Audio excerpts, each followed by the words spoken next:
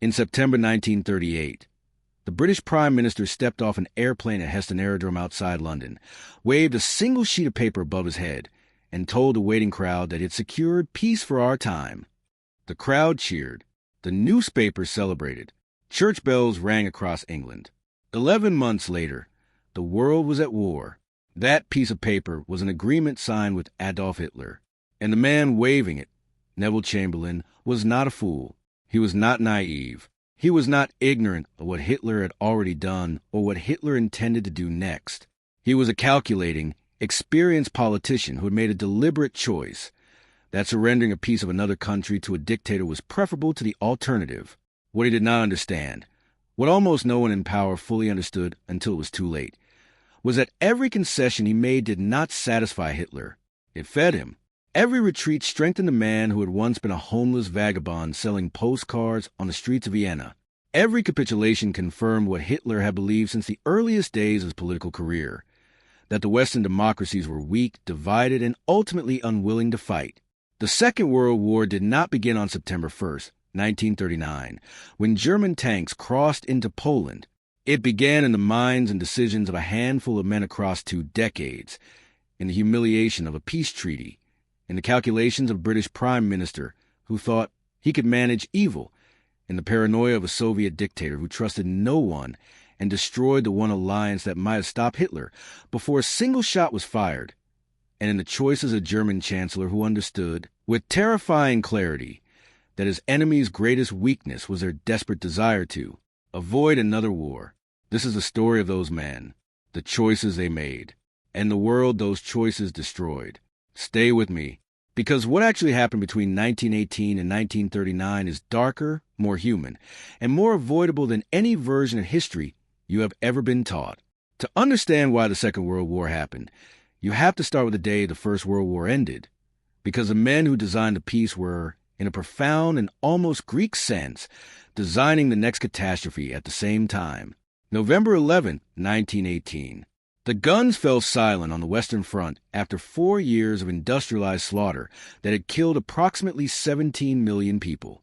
The leaders of the victorious Allied powers, Woodrow Wilson of the United States, Georges Clemenceau of France, and David Lloyd George of Britain, gathered in Paris to write the terms of peace. What they produced after months of argument, compromise, and mutual recrimination was the Treaty of Versailles. Article 231 of that treaty became known as the War Guilt Clause. It stated in plain language that Germany and its allies bore sole responsibility for the war, for all the death, all the destruction, all the cost. This was not merely a legal finding. It was a moral verdict delivered to an entire nation, and it was a foundation upon which everything else in the treaty rested. The territorial amputations, the military restrictions, the reparations. The reparations were set eventually at 132 billion gold marks. To give you a sense of what that number meant, Germany would not finish paying the interest on that debt until 2010, nearly a century after the war ended.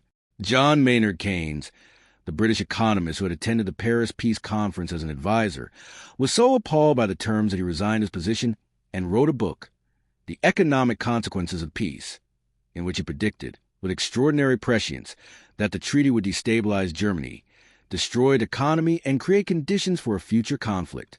He was right about every single thing. But the man whose response to Versailles would reshape the world was not a politician or an economist in 1918. He was a 29-year-old Austrian-born corporal lying in a military hospital in Pasewalk, Germany, recovering from a mustard gas attack when the news of Germany's surrender reached him. According to his own account, written years later, Hitler wept when he heard that Germany had lost. He described it as the most devastating moment of his life. And in that moment, in that hospital bed, he later claimed to have made a decision that would define everything that followed. He would enter politics. He would find out who was responsible for Germany's defeat, and he would make them pay. If you are watching this and you've never heard the full story of how that decision led to a world war, subscribe to this channel right now. Because what happens next involves some of the most consequential choices in modern history, and almost none of them are taught in school. The Germany that Hitler entered as a political agitator in 1919 was a country in a state of profound psychological shock. The imperial government had collapsed. A republic had been declared, the Weimar Republic, in circumstances so chaotic that its birth was almost accidental. Revolutionary movements were erupting across the country. In Munich, a Soviet-style republic lasted several weeks before being violently suppressed by right-wing paramilitaries. And then came the hyperinflation. By 1923, the German mark had become so worthless that workers were being paid twice a day so they could spend their wages before the next price increase. A wheelbarrow of cash might not buy a loaf of bread. The savings of an entire generation, the careful, disciplined accumulation of middle-class German families across decades, were wiped out in months. Into this environment walked a man with a talent so specific, so perfectly calibrated to the moment, that it almost defies historical explanation. Hitler was not, by most accounts, impressive in person. He was socially awkward in private settings, uncomfortable with physical intimacy, prone to long, rambling monologues that exhausted people who spent time with him. He had no formal education beyond secondary school. He had failed twice to gain admission to the Vienna Academy of Fine Arts. He had spent years as a vagrant, surviving on charity and the occasional sale of a painted postcard. But on a stage, before an audience of angry, humiliated, frightened people, Hitler became something else entirely. Journalists and political opponents who attended his early speeches and tried to dismiss him found themselves struggling to explain the effect he had on crowds. He seemed to understand, at an almost cellular level, what his audiences were feeling. Their shame, their rage, their desperate need for someone to blame and someone to follow. He absorbed those feelings and reflected them back at a volume and an intensity that left people shaking. He gave the humiliation of Versailles a name. He gave Germany's economic catastrophe a cause. He gave a broken nation an enemy and a destiny. By 1923, he was prominent enough to attempt a coup. It failed. He was arrested, tried for treason, and sentenced to 5 years in Landsberg prison, of which he served 9 months. In prison, he dictated Mein Kampf, a book so explicit in his intentions, so transparent in his ideology, so clear about what Hitler planned to do with power, that historians have spent decades wondering how the world failed to take it seriously. The answer, unfortunately, is that the world had other problems. In London, in the 1920s and early 1930s, the dominant preoccupation of the British political class was not Adolf Hitler. It was the memory of the trenches. The First World War had traumatized Britain in ways that went beyond statistics, though the statistics alone were staggering. Nearly 1 million British dead, with another 1.6 million wounded. Entire communities had lost an entire generation of young men. The psychological and cultural impact was so deep, so pervasive, that it shaped British foreign policy for the next 2 decades in ways that made another catastrophic war almost inevitable. The doctrine that emerged from this trauma had a name: appeasement. It was not, in its origins, a policy of cowardice. Its proponents were sincere. The argument, made by serious and thoughtful people, was that the First World War had been caused at least partly by the inflexibility of the great powers, by their inability or unwillingness to negotiate, to compromise, to step back from the brink. A policy of engagement, of concession, of giving potential adversaries what they reasonably wanted, would prevent the rigid alliance structures and nationalist passions that had produced 1914 from producing 1939. The problem with this argument was that it assumed the adversary was operating in the same rational framework, that Hitler, like a traditional European statesman, had specific, limited objectives that could be satisfied, that once his legitimate grievances were addressed, he would be content. This assumption was wrong. And one man in British public life understood, earlier and more clearly than almost anyone else, that it was wrong. Winston Churchill in the 1930s was not the iconic figure of wartime legend. He was a political failure, a man whose career had been defined as much by spectacular mistakes as by genuine brilliance, who had been out of government since 1929, who was widely regarded by his own party as an embarrassing relic of a more bellicose age. When he stood up in the House of Commons year after year to warn about the German rearmament, about Hitler's intentions, about the catastrophic consequences of appeasement, he was dismissed, ridiculed, and occasionally greeted with open laughter. He was right about everything. The documents from the era, cabinet minutes, private correspondence, diplomatic cables, reveal a British government that was receiving accurate intelligence about German rearmament and choosing systematically to discount it, not because they didn't believe it, but because the implications were too terrible to accept. If Hitler was genuinely rearming at the scale the report suggested, then conflict was eventually inevitable, and the British political class of the 1930s had built its entire worldview on the conviction that another major European war was unthinkable. Churchill understood something that Chamberlain never fully grasped, that Hitler's worldview was not a negotiating position. It was a religion. Every speech Hitler had given, every page of Mein Kampf, every action he had taken since entering politics pointed to the same conclusion, that he intended to overturn the entire post-Versailles order, to conquer Lebensraum in the East, and to do so through force. There was nothing to appease, because appeasement assumed there was a point of satisfaction. For Hitler, there was no such point. Leave a like on this video right now, because what Chamberlain did next in 1938 is one of the most consequential failures of political judgment in modern history. By 1938, Hitler had already demonstrated, repeatedly, that his appetite expanded with every concession. In March 1936, he remilitarized the Rhineland, a direct violation of the Versailles Treaty, with a force so small and so poorly equipped that a firm French response would almost certainly have forced a German retreat. Hitler later admitted that if the French had marched, he would have had to withdraw. The French did not march. The British counseled restraint. Hitler noted the lesson. In March 1938, Germany annexed Austria, the Anschluss, in a move that was again a clear violation of international agreements. Mussolini, who had previously guaranteed Austrian independence, stood aside. Britain and France protested. Hitler noted the lesson again. Then came Czechoslovakia. Specifically, the Sudetenland, the western region of Czechoslovakia, with a large ethnic German population, which Hitler claimed was being oppressed by the Czech government and which he demanded be transferred to Germany. Czechoslovakia had a modern army, significant fortifications, and defensive alliances with both France and the Soviet Union. A determined defense, supported by its treaty partners, had a genuine chance of success. Military historians have subsequently argued, with considerable evidence, that a war fought over Czechoslovakia in 1938 might have ended very differently from the war that actually began in 1939, because Germany's military preparations were less advanced, its officer corps more divided, and its strategic position more vulnerable. But Chamberlain was not interested in fighting over Czechoslovakia. He was interested in avoiding war.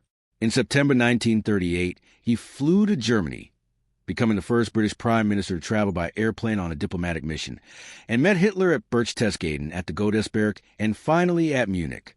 The Munich Agreement, signed on September 29th and 30th, transferred the Sudetenland to Germany.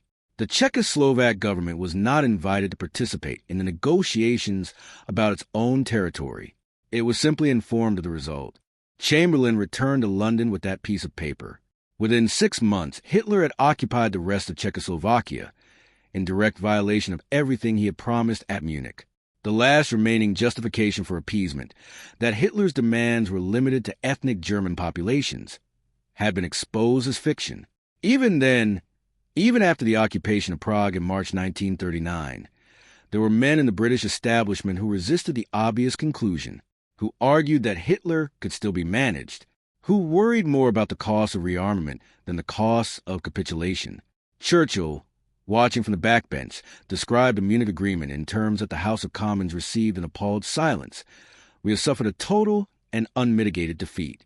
He was right, and the worst of it was still to come. Now we arrive at the most under-examined relationship in the origins of the Second World War, the relationship that, had it developed differently, might have prevented the conflict entirely. The relationship between the Western democracies and the Soviet Union, and the man at the center of it all, Joseph Stalin. By 1939, Stalin had been in effective control of the Soviet Union for over a decade. In that time, he had collectivized agriculture, triggering a famine that killed millions. He had conducted the Great Purge, a systematic terror campaign against perceived enemies that consumed roughly 750,000 lives in executions alone, with millions more sent to the labor camps of the Gulag. He had, in a series of show trials that horrified observers around the world, forced his oldest comrades to confess to crimes they had not committed and then had them shot. He had also, in 1937 and 1938, conducted a purge of the Red Army so devastating in its scope that it destroyed approximately 35,000 officers, including 3 of 5 marshals, 13 of 15 Army commanders, and 50 of 57 Corps commanders. The army that would face Hitler in 1941 would do so with its command structure gutted, its most experienced leaders dead or in camps, and its doctrine shattered. Stalin was, in other words, a man of extraordinary brutality and extraordinary paranoia. He trusted no one. He interpreted every event through the lens of conspiracy. And in the late 1930s, as the threat from Nazi Germany became increasingly obvious, he became convinced, with some justification, that the Western powers were engaged in a deliberate strategy of directing Hitler's aggression eastward toward the Soviet Union. This conviction, whatever its accuracy, had catastrophic consequences, because in the spring and summer of 1939, representatives of Britain, France, and the Soviet Union were engaged in negotiations for a triple alliance, a defensive pact that would have confronted Hitler with the prospect of war on 2 fronts simultaneously. Military historians have argued, repeatedly and persuasively, that such an alliance would have been the most powerful deterrent to German aggression available. Hitler himself, in private conversations recorded by his inner circle, acknowledged that a 2-front war was his greatest strategic fear. The negotiations failed. They failed for reasons that were complex, mutual, and deeply human. The British and French were slow, bureaucratic, and condescending, sending second-tier negotiators to Moscow while Hitler sent Ribbentrop personally. They refused to provide the military guarantees that Stalin demanded, specifically the right to move Soviet troops through Poland and Romania to confront a German attack. The Poles, for entirely understandable historical reasons, refused to allow Soviet forces on their soil. They feared, correctly, that Soviet troops who entered Poland might never leave. And Stalin, watching the Western powers' dilatory negotiating style and remembering Munich, drew his own conclusions. They were not serious. They wanted the Soviet Union to bear the brunt of a war against Germany while they sat back and recovered their strength. He was not going to be the West's sacrificial army. And so, on August 23, 1939, the world woke up to one of the most shocking diplomatic announcements of the 20th century. The Soviet Union and Nazi Germany, ideological mortal enemies, systems of government that each claimed to represent the absolute negation of the other, had signed a non-aggression pact. The Molotov-Ribbentrop Pact, as it became known, contained a secret protocol dividing Eastern Europe into German and Soviet spheres of influence. Poland was to be partitioned between them. The Baltic states, Finland, and Bessarabia would fall to the Soviet sphere. In exchange for Soviet neutrality, Hitler was freed from the nightmare of the 2-front war. 9 days later, German tanks crossed into Poland. Comment below. Do you think the Western powers bear as much responsibility for the failure of the Soviet alliance as Stalin does? This is one of the most debated questions in the history of the war, and I want to know what you think. Stalin's decision to sign the Molotov-Ribbentrop Pact is one of the most analyzed, debated, and condemned choices in modern history. And yet, when you understand the full context, when you trace the chain of events from Versailles to Munich to the failed Triple Alliance negotiations, it becomes something more disturbing than a simple act of treachery. It becomes a logical conclusion of a decade in which every actor in the European crisis had been making calculated, self-interested decisions while telling themselves they were being realistic. Chamberlain had sacrificed Czechoslovakia to avoid war. France had allowed the remilitarization of the Rhineland to avoid confrontation. The League of Nations had failed to act against Japanese aggression in Manchuria, Italian aggression in Ethiopia, and German aggression in Austria. Every time the international order had been tested, it had yielded. Every time a firm response might have changed the trajectory of events, the response had been hedged, delayed, or abandoned. Stalin watched all of this. He drew conclusions. And then he made the worst strategic miscalculation of his career.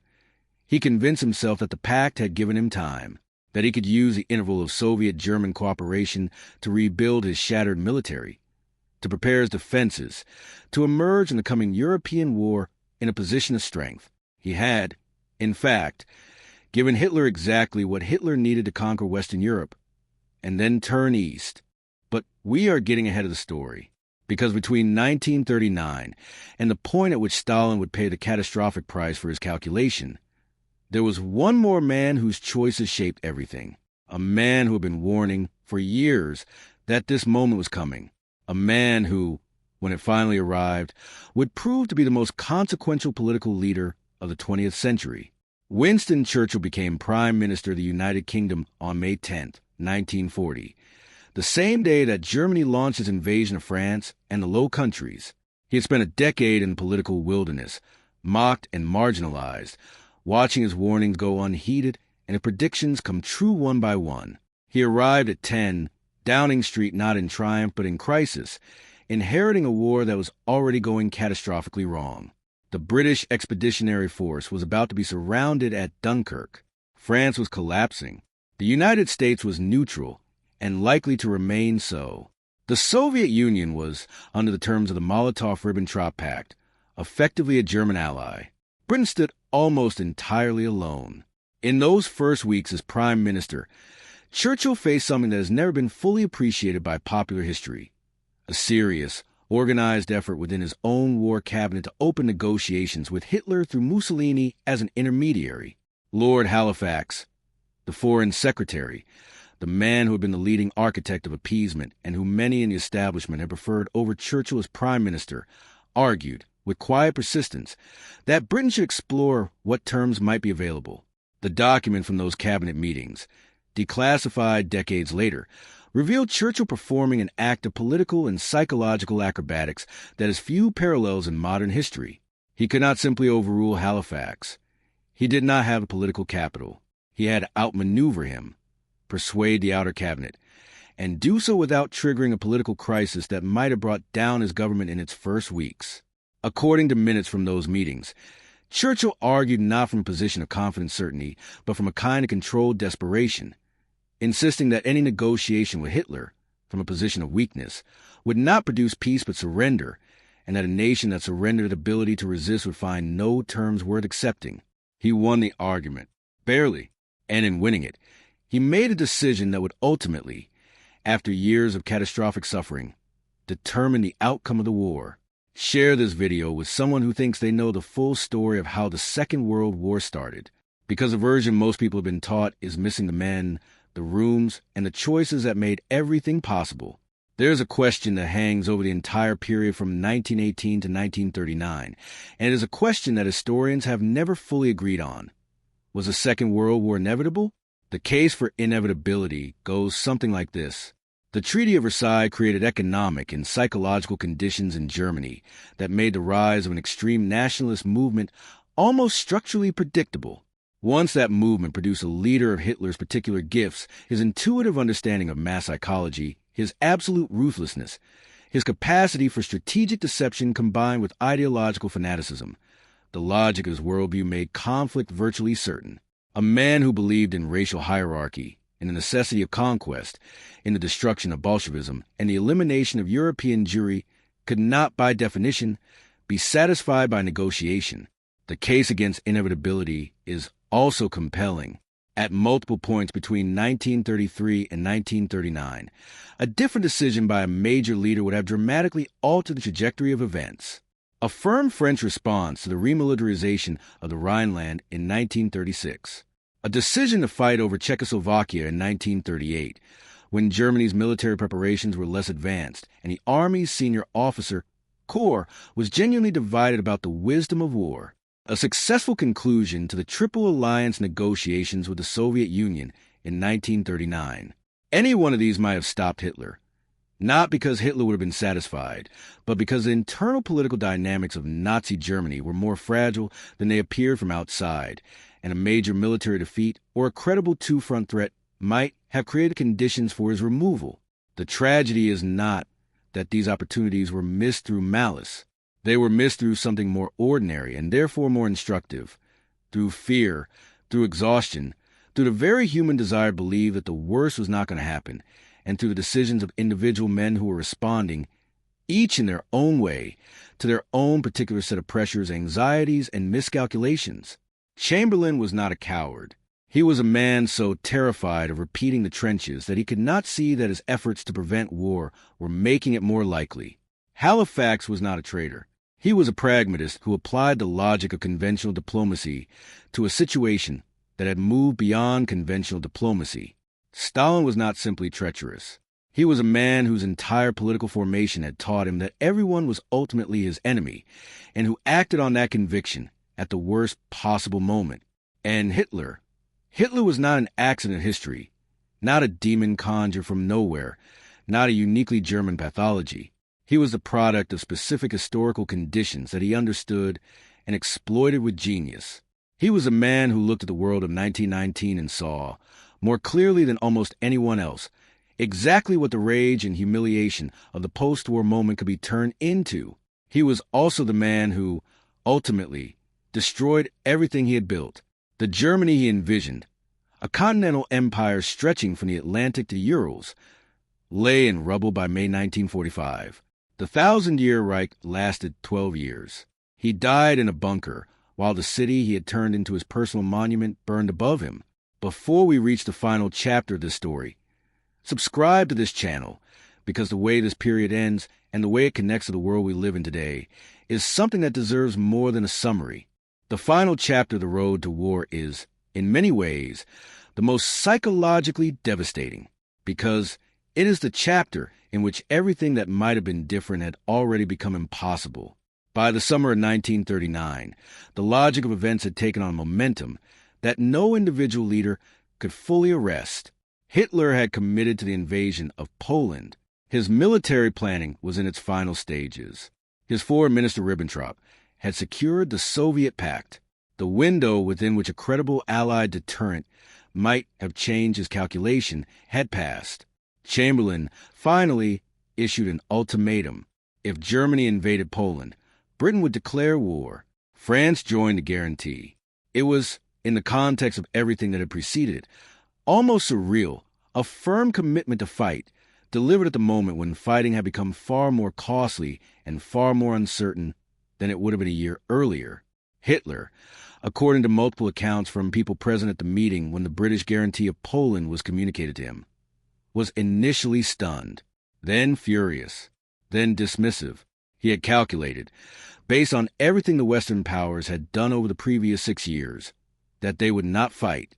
He was wrong this time. But being wrong this time did not stop the war. It only determined that when the war came, it would be fought against an adversary who had consolidated control of Central Europe, eliminated Czechoslovakia's formidable defensive capacity, secured Soviet neutrality, and had 2 years of active military campaigning experience with which to refine his forces and his tactics. On September 1st, 1939, Germany invaded Poland. On September 3rd, Britain and France declared war. On September 17th, the Soviet Union invaded Poland from the east under the terms of the secret protocol of the Molotov-Ribbentrop Pact. Poland, the country whose independence had finally prompted the Western powers to act, was partitioned between two dictatorships before the month was out.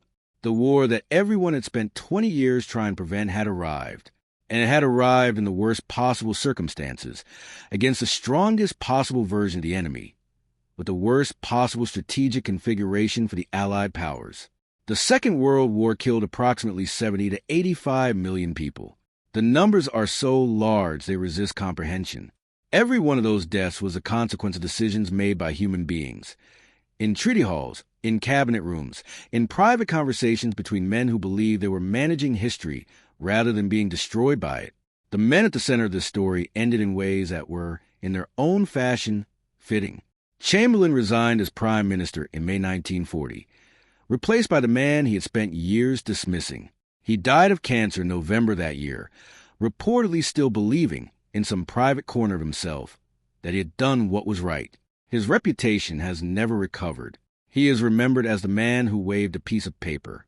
History has not been kind to him, though historians have occasionally been more nuanced, acknowledging that he operated within the constraints of genuine democratic pressure from a public that overwhelmingly wanted peace, even as they condemned the decisions he made within those constraints. Halifax survived the war and had a distinguished career as British ambassador to the United States. He died in 1959. His role in the war cabinet discussions of May 1940, his advocacy for negotiation, his near success in overriding Churchill, remained classified for decades. When the documents were finally released, they revealed how close the most consequential decision of the war had come to going the other way. Stalin paid for the Molotov-Ribbentrop Pact with the most catastrophic military defeat in modern history. When Hitler invaded the Soviet Union in June 1941, he shattered the Red Army so completely in the opening months that the Soviet Union lost more men killed in the first 6 months than the United States lost in the entire war.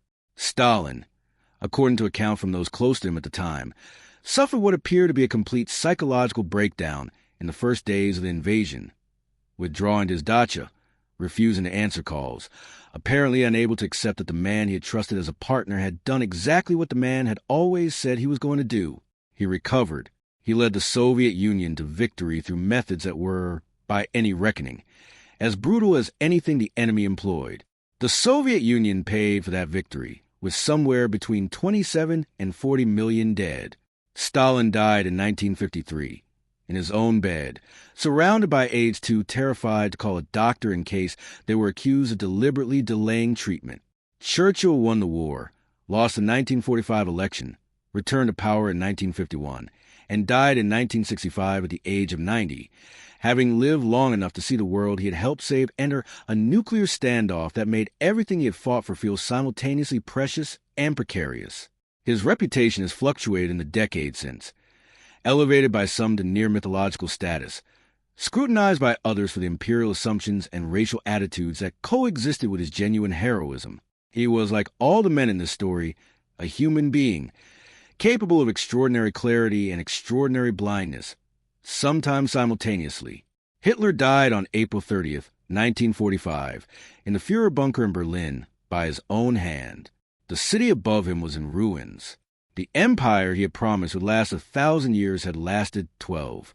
The racial destiny he had claimed for Germany had produced the systematic murder of 6 million Jews and millions of others, Roma, disabled people, political prisoners, Soviet prisoners of war, in a crime so enormous that the world invented a new word for it, genocide.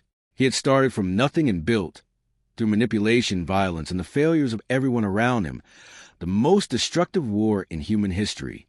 And in the end, all of it, every choice, every concession, every calculation, every act of appeasement, every act of aggression, led to the same place, rubble and silence, and a reckoning that the world is still, in some sense, conducting. The question this story always returns to is the one that makes people most uncomfortable. Could it have been stopped? The answer that the evidence supports is yes, multiple times, by multiple people, through decisions that were available to them, that they understood, and that they chose not to make. Chamberlain could have fought at Munich. France could have marched in 1936. The Triple Alliance with the Soviet Union could have been concluded in 1939. At each of these moments, the outcome might have been different. Not certainly, not without cost, but possibly. What prevented those decisions was not stupidity, not ignorance, and not simple cowardice. It was something more difficult to condemn. The entirely human unwillingness to accept that the worst was going to happen, combined with the entirely rational calculation that the costs of acting were immediate and certain, while the costs of not acting were future and hypothetical. Every leader in this story was, in their own way, trying to avoid the worst. Every leader in this story helped produce it. This is the part of history that is hardest to sit with, not the monsters. The monsters are relatively easy. It is the reasonable men, making defensible choices, in rooms that look something like our own rooms, who built the road catastrophe one pragmatic step at a time. The world that emerged from 1945, with its international institutions, its human rights frameworks, its nuclear deterrence, its painful, imperfect attempts at collective security, was designed by people who had lived through the failure of all the alternatives. They built it knowing exactly what the cost of getting it wrong would be, whether what they built is strong enough, whether the lessons have been genuinely absorbed or merely recited, whether the next generation of leaders in the next crisis will find the clarity that Chamberlain lacked and the courage that Churchill embodied. These are not historical questions. They are present ones, and they will be answered, as all such questions are answered, not by history, but by the people living in it. If this story meant something to you, share it, leave a comment. Tell me which of these men you believe bears the greatest responsibility for what happened, because this is a conversation worth having, and it is a conversation that never really ends. The war began in the minds of men before it began on any battlefield. It was built from fear and pride, and the desperate desire to believe that the worst could be avoided without the cost of confronting it. In the end, the worst arrived anyway, at a price that made every concession, every calculation, every waved piece of paper look like exactly what it was. A choice made by human beings who should have known better, who, in many cases, did know better and chose anyway.